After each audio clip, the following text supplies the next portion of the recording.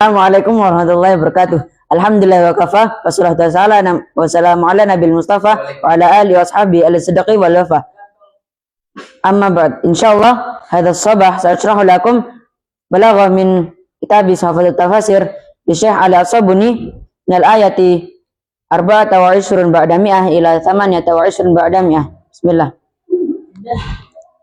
Al-balaghatu sastranya adalah awalan at-ta'arrudu li'unwani ar-rububiyah, menunjukkan titel atau sebutan rububiyah pada ayat ibtala Ibrahim rabbuhu tasyrifun lahu alaihi salam, yakni untuk memuliakan beliau, yakni Nabi Ibrahim alaihi salam, wa idzanun bi anna dzalika al-ibtila'a tarbiyatun, dan sebagai pengumuman karena ujian itu adalah merupakan untuk pendidikan, wa tarsyihun li amril khatir, dan juga pendidikan untuk persoalan yang sulit. Wal muradu annahu subhanahu amiluhu mu'alamatul mukhtabar, dan yang dimaksud adalah bahwasannya Allah Subhanahu wa taala adalah pelaku amal-amal orang yang menguji, haitsu kallafahu bi awamirin wa nawahin, yaitu ketika Allah membebani Nabi Ibrahim dengan perintah-perintah dan larangan-larangan, yadharu biha istihqaqan lil imamati al-udma, untuk menampakkan dengan ujian itu atas beratnya Nabi Ibrahim untuk imamatul udma, untuk menjadi imam yang agung. Tanian iqa'ul masdar mauqi'i ismil fa'ili, penempatan masdar pada tempat isim fa'il fi qaulihi wa amna, dalam firman Allah wa amna, lil mubalaghati, adalah untuk mubalaghah atau untuk melebih-lebihkan makna. Wal isnadu majaziyun, dan isnad majazi, ai aminan man dakhalahu ka qaulihi ta'ala wa man dakhalahu kana aminan, yaitu akan aman orang yang memasuki Baitullah, seperti firman Allah Ta'ala wa man dakhalahu kana aminan wa khairu ma fasarrathu bil waridi, dan sebaik-baik pentafsiran oleh orang yang dengan sesuai yang diinginkan. Talitan idhafatul baiti ila dhamiril jalalati, penyandaran Baitullah, penyandaran kata al-bait kepada dhamir jalalah pada ayat wa tahhir baitiya litashrifi wa ta'dimi, adalah untuk memuliakan dan mengagungkan. Rabi'an qauluhu ta'ala, firman Allah Ta'ala, wa idh yarfa'u Ibrahimu, dan ketika Ibrahim meninggikan. Warada at-ta'biru bi sighati al-mudhari'i hikayatun anil madhi,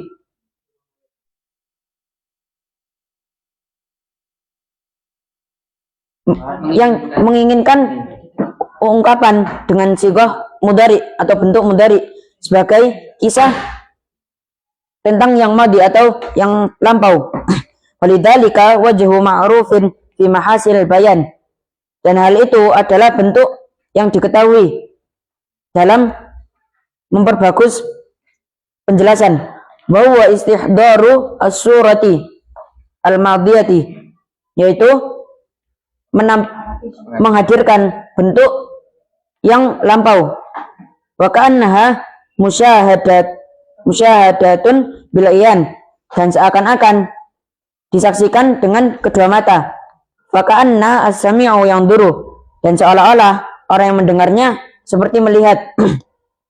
Wa yara ilal binyani, dan melihat kepada bangunannya. Wa huwa yartafi'u amamahu, seperti Nabi Ibrahim itu membangun Ka'bah itu di depannya. Wal banna'u huwa Ibrahim wa Ismailu alaihi wassalam, dan yang membangunnya adalah Ibrahim dan Ismail alaihi wassalam. Qala Abu Sa'ud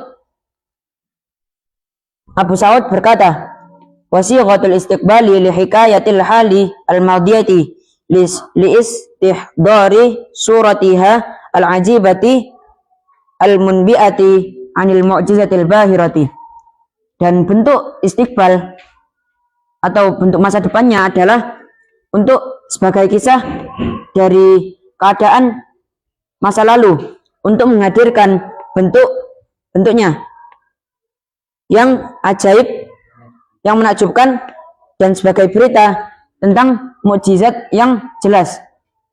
Khamisan at-tawwabur rahim, sighatani min siyaghil mubalaghati. Atau kata at-tawwab dan ar-rahimu adalah dua sighah atau dua bentuk dari beberapa sighah mubalaghah. Lianna fa'ala wa al-fa'ilu min siyaghil mubalaghati.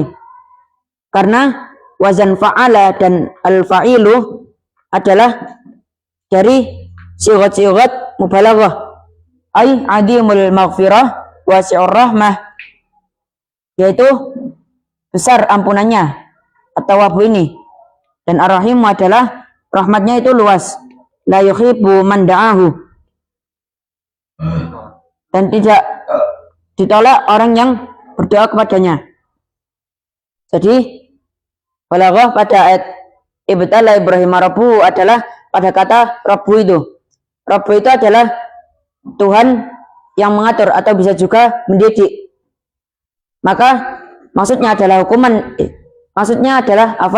ujian yang diberikan kepada Nabi Ibrahim itu adalah sebagai untuk mendidik Nabi Ibrahim, bukan untuk menghukum, yaitu mendidik apakah